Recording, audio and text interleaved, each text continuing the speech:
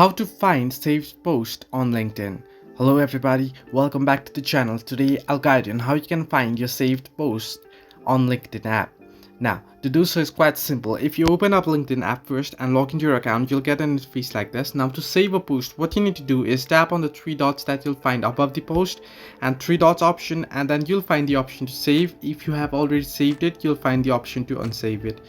Now here I'll just do it quickly. Tap on three dots option and tap on save, and you'll get the option notification popping up item saved. Similarly, if you head into another post and tap on three dots again, and you'll get the option to save at the bottom of your screen. Simply tap on save.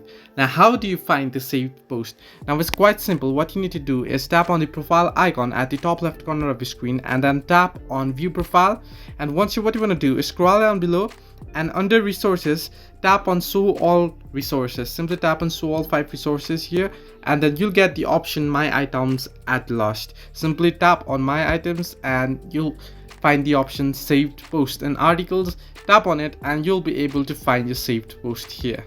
So this way you can find saved post on LinkedIn app. Hope this helped you. Do like and subscribe, and do not forget to leave a comment down below if you have any further issues.